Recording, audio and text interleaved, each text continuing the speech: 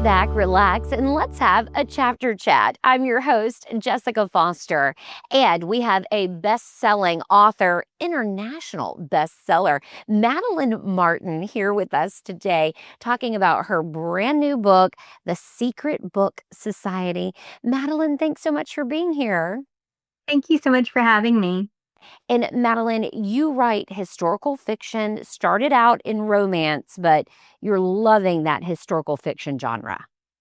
I absolutely am. Yeah, I always thought that I was a history nerd, but after starting to write historical fiction, I realized that I am also a research nerd. And it takes a lot of research to write historical fiction. Yes, it absolutely does. Honestly, I usually aim to have a little bit over 100 books, like nonfiction books that I use per historical fiction book that I write. And I usually end up having like over 15 spiral bound notebooks completely filled with handwritten notes before I even start writing. And I've been very fortunate to also get to go on site and travel for every book that I've written as well. And I think going on site and being in that space really helps the book come alive. Oh, it really does. Just all of those sensory experiences, walking the footsteps that those characters would walk. In fact, I don't generally take public transportation when I go on those trips. I usually will just walk everywhere because I want to take everything in. So I usually end up walking about 20,000 steps a day when I'm actually on my research trips. But it's eating the food, it's just smelling the air, it's getting all the feeling so that I can make the book as evocative as possible to be able to transport the reader onto those streets with me. And typically you write in that World War II time period, but this one is the Victorian era. It is, yeah, and it was so much fun to write. There were certain aspects that I really wanted to kind of delve into. One of those was florography, which is the language of flowers. I just remember being a girl in high school and my friends would get flowers and I'd say, oh, it's a good thing he got you red roses because that means romance, and yellow would have been friendship and that's awkward. And my friends were like, what? But I've always really enjoyed the florography, like that language of flowers. And so actually in this book, every flower and plant that has been mentioned, if readers were so inclined, they could go on a little bit of a literary scavenger hunt and look up why every flower and plant, what their meaning is, to see why it was mentioned. And if anybody doesn't want to do that, it's perfectly fine. They can absolutely read the book, not having to do that unimpeded. And another part that was really fun too was doing research for hat pin fighting, which a lot of people think that I made it up, but it was very much a real thing. Women would wear these really big, elaborate hats, and in order to keep them on their heads, they would have these hat pins that could be up to a foot long, and they were very sharp, and in a pinch, they could become essentially a ready-made rapier. And so these women were becoming terrifying, apparently, on the streets because men were all afraid of these women with their hat pins. And so cities began to put out ordinances trying to limit the length of their hat pins because they were so scary, which I think is hilarious. And women actually started to get together and help one another learn how best to utilize these hat pins to protect themselves from people who meant to do them harm. That's so interesting. And this book, it delves into those female relationships and how women were treated during that time period and how they were kept from reading. So the Secret Book Society, give us a little bit of a synopsis about that. But it's women coming together and fighting against those social norms at the time. Absolutely. Yeah. And women very much were discouraged from reading. They felt that it was a selfish endeavor that took them away from their roles as wives and mothers. They felt that it led to promiscuity. They felt that women didn't have the emotional fortitude to go on the journey that a novel would take them on. And oh my gosh, it gave women opinions that differed from the men in their lives. How dare they? And so they had their reading materials restricted. And we have Lady Duxbury, who is this thrice widowed countess. And yes, there's definitely talk that maybe she had killed her husbands previously. And she has this very extensive library that she has personally curated herself. And so she invites these women under the auspices of a banal womanly tea to come to her house and chat about really their lives and read from her library, become empowered by these books, and more importantly, also help to empower one another. And that's a really big part of this book is women building up other women, which I think is truly just one of the most beautiful things that there is, where you can look at another woman and you can see her cracks and rather than exploit them, look at her and say, I have a strength in this area, and together we can help build one another up. And I think that's just such a wonderful message. And it's a message that transcends time, doesn't it? It absolutely does. Honestly, I'm in the writing community, and it's such a wonderful community to be part of, not just the authors, but also even just the publishers and the agents and the incredible readers who come out. There's so much love and support in this community. And it really is so many women helping to build up one another and share one another's books and stories. And I'm just so grateful to be part of it. And when you dive into these topics of women and their ideas being suppressed, we've come such a long way as society, but in some ways, there's still a long way to go. Absolutely, yeah. And, it definitely is difficult when you see certain freedoms become clawed back. And that is very frustrating, where it is kind of like one step forward, two steps backwards in some regards. But yeah, when we look at the lives that these Victorian women had, we definitely do have significantly more freedoms compared to what they did. And this really was sort of before the suffragette movement. So this book is sort of laying the cobblestones that lead to that path of the suffragette movement. One of the characters specifically is incredibly oppressed. Her name's Eleanor Clark. And with her, the only one thing that she has any control over in her entire world is what she wears. And so it seems like this very sort of flippant, shallow thing, but her clothing is very deeply emotionally layered in what she chooses to wear because it's the only thing that she has a say in her entire life. And you also like to incorporate books into your books. Yes, I absolutely do. So this book is no different. I absolutely include books in this particular story. And, the Victorian era, especially 1895, is a really exceptional time period in literary history, especially because you're having women writing books. And you're having women actually even finally being able to publish these books in their own names. So if you look back historically and you see that men were writing these female characters, they ultimately fell into two categories. You had the angel or you had the fallen woman. And there really was not a lot in between. But now you have these female characters that are being written by female authors that have this depth and these layered emotions, and they are real women. And so, like, for example, I use Sense and Sensibility by Jane Austen. And we have Marianne, who is admittedly this very capricious, very mercurial character with these explosive emotions. And at no point in time does anybody ever call her hysterical. They never suggest she needs to go to a lunatic asylum. She is allowed to have these feelings and she is allowed to express these feelings.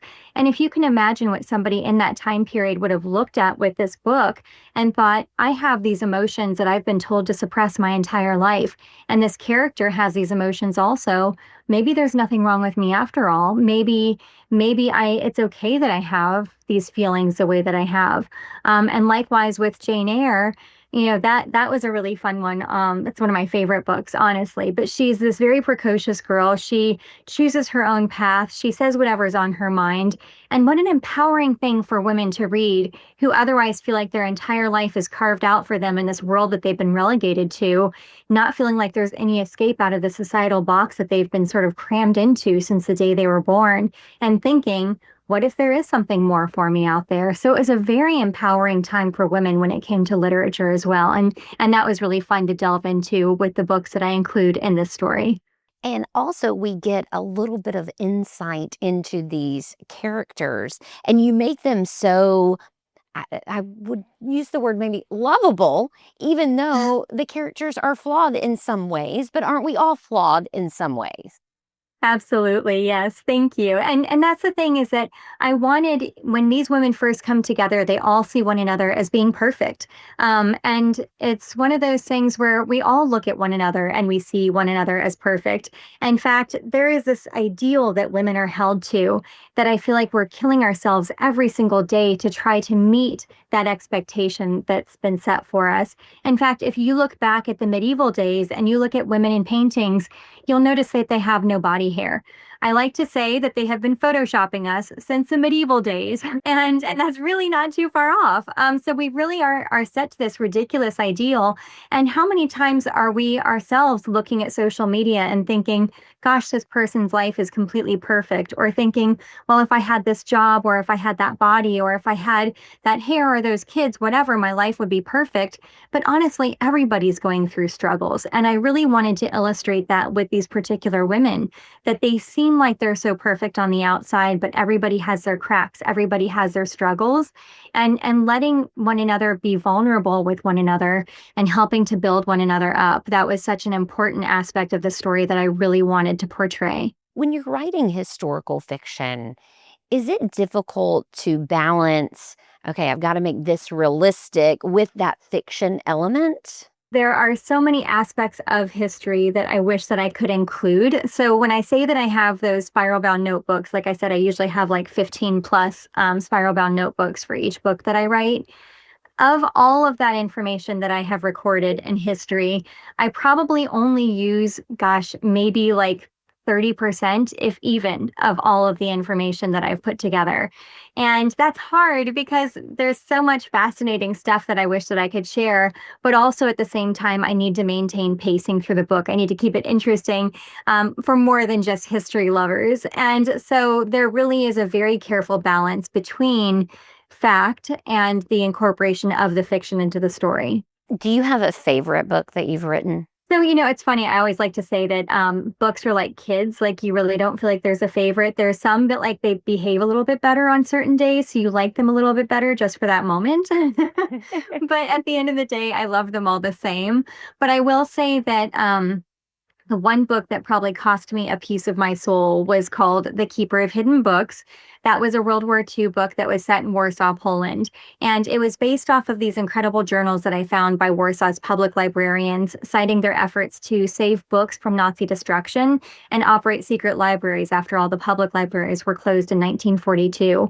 And the purpose of this book, my intent for it, was to showcase the bravery of the men and women who fought back against the Nazi occupation, the people who sacrificed their lives to do the right thing, and really, at the end of the day as well, the hope that we all can get from literature and from reading. But that doesn't mean that the research for me was not very, very deep and very dark. It was a very awful time in history and a very, very bad location with as regards to the Nazi occupation. And there were things that I read while I was researching that book that I will never tell anybody about. But it's the kind of thing that sticks in your brain at like 2 o'clock in the morning and you can't sleep because your heart hurts so bad. So it was a very, very difficult book to research just because of the things that humans do to other humans. But I didn't make the book depressing. I didn't obviously put a lot of that stuff into the book, but it didn't mean that I didn't have to experience. But I will say that I was very happy with how the book ended up coming out, and it actually ended up being a Goodreads Choice finalist for favorite historical fiction for 2023. Wow, that's amazing. And I can totally understand where you're coming from because as a journalist, there are stories that I have covered over the years that still stick in your mind Oh gosh, I'm sure. and they just never leave you. Yeah, absolutely. And it's heartbreaking. It is. It is. I think that historical fiction makes history accessible. Even those who don't particularly enjoy learning about history can find themselves enjoying history when you're reading historical fiction. And it's important that people understand history because if you don't, we will repeat the mistakes of our past. Oh, absolutely. It is happening. It's so easy to see it happening as it plays out. And I like to kind of say that historical fiction is sort of the Tootsie Pop of the book world. I feel like the fun thing about it is it's this layer of brain candy, right? That's like the fun fictional aspect of it. And at the center, once you lick through the brain candy, you get to the little nugget inside that is full of all that wonderful knowledge that you've learned while you read that book. So it's like the Tootsie Pop of the book world. And how was it transitioning from romance into this? Do you miss the romance part of it? So, actually I wrote over 35 romances, so I feel like I'm good to go on romance now. I feel like I've had my run with it. But as far as how it differs, with historical romance, the primary focus of the story really is the relationship at the end of the day between the man and the woman. And with historical fiction, there is the primary focus really is almost that immersive, evocative nature that historical fiction provides, where it transports you completely to another place and time. And so all of those tiny little details about life back then become so incredibly important, which is why the research is so integral and so much more intense for historical fiction. But also, one of the things that I really enjoyed about writing historical fiction after having written historical romance is getting to have a bit more depth and exploration with relationships that extend beyond the romantic relationship. So parents and friends and coworkers and bosses and these sort of mentor kind of relationships. Those are, I can delve into those a little bit more because I don't have to have a primary focus of a relationship with anybody else taking precedence. And earlier, you talked about how you travel to the locations where your books are set. And I noticed on social media that you just took an overseas trip. Was that by chance for some research on a future project? Oh gosh, yeah, I just went to Thailand, which was an amazing trip. Unfortunately, it was not for research, but of course, you never know what might end up in one of my books. But no, I did a family reunion in Thailand, and it was just absolutely beautiful. We were in Bangkok, Chiang Mai, and Phuket. Oh, so fun. Thank you. Yeah, it was a blast. I had an amazing time. So let's talk a little bit about your process and your writing process. I know we've explored that a little bit. But how long does it really take you? Because you do a lot of research on the front end. Yes, so it takes me about a year to write a book. That takes about 10 months worth of the research. In that particular time period, I also managed to go on site for about 2 weeks for every book for the different locations. And then after I come back from that trip, I put together a really detailed character chart. So I don't necessarily write my characters about any one particular person. They usually are they're kind of like amalgamations of a bunch of different firsthand accounts. So if you think of it like a lump of clay for each character, as I'm reading through and doing my research and I find interesting little facts and tidbits, I'll kind of pluck those off and add it to that wad of clay until I can shape it into the characters that I want. But so they say that if you want to know what happened in history, you read nonfiction. And if you want to know what happened or you want to know how people felt, you read historical fiction. So to that, I say that I think the characters really are sort of the heartbeat and the pulse of what makes historical fiction historical fiction. And so I put a lot of time into creating the characters. If there's a character that has more than a couple of lines on the page, the odds are that I've got this full dossier on them.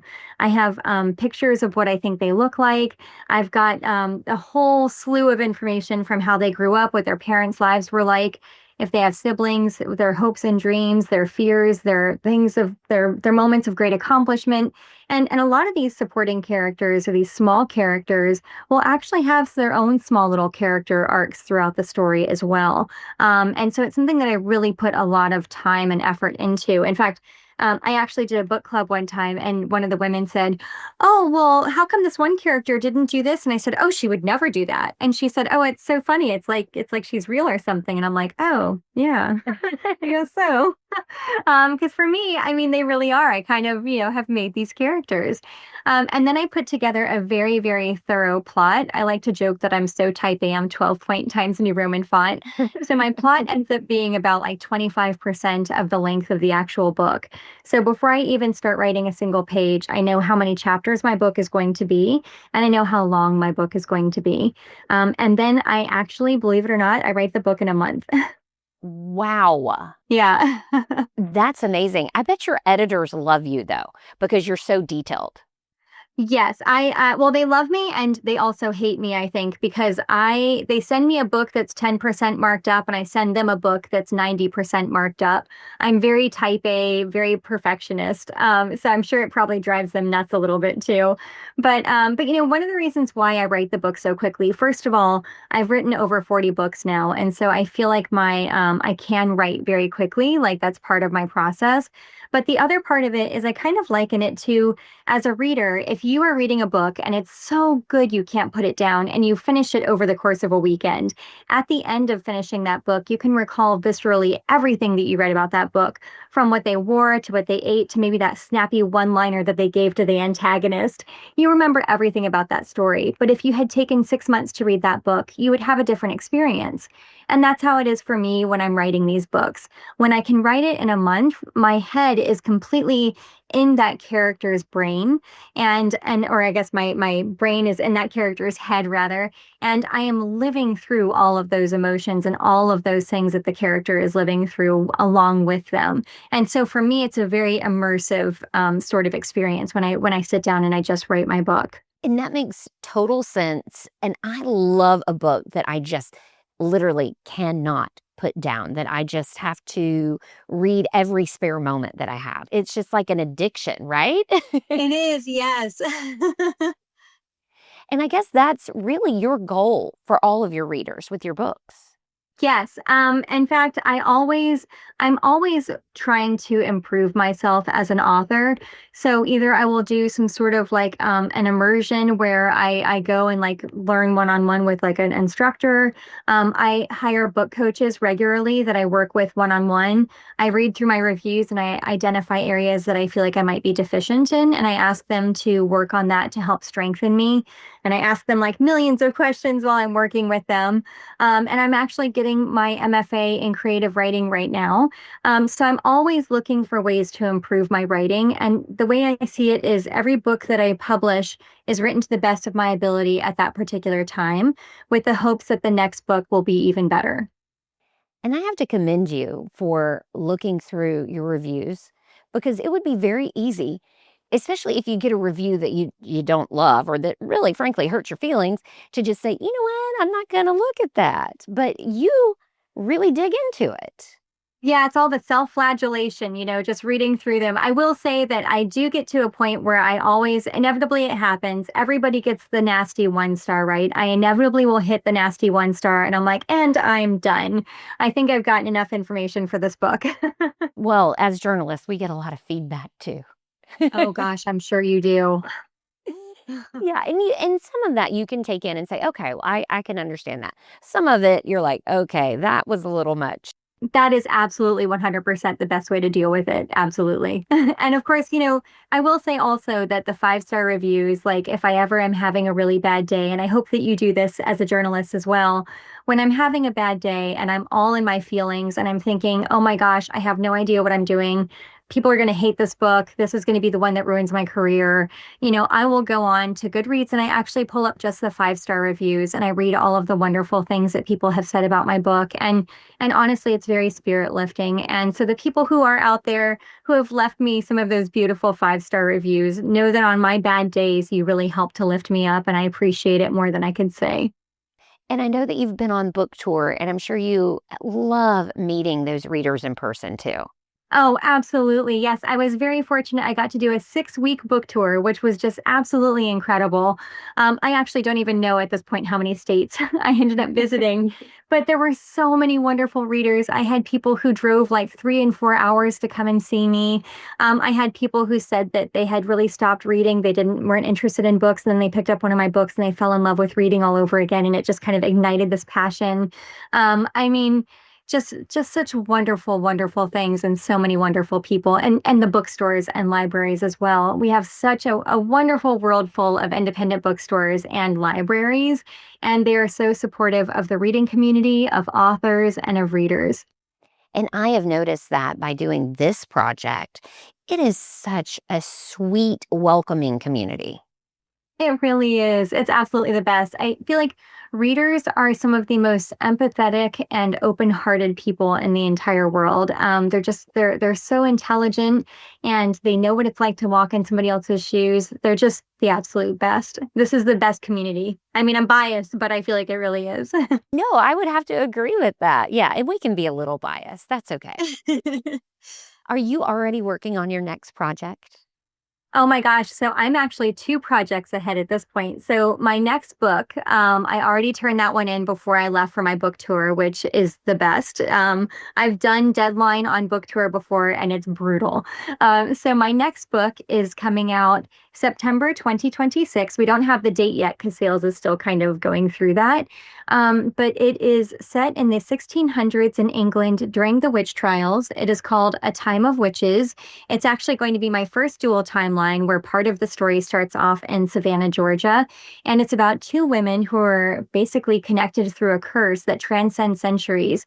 And my modern day woman has to find a way to keep the historical woman from being burned alive at the stake, or all will be lost. Dun, dun, dun. And I will say that it doesn't have a cover or the official release date or the official blurb, but it actually is already on Goodreads and people can add it to their want to read.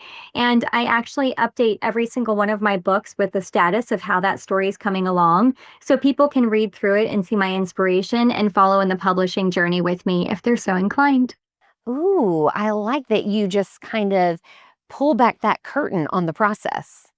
Yeah, it's a lot of fun, and I've had readers that have said they really enjoy doing that. So people will add it to their want to read right away. And I just actually put my new book on Goodreads, but it hasn't shown up yet. So I'll wait until that shows up before I can talk about that one. But I already am planning my trip for March to do research for that one.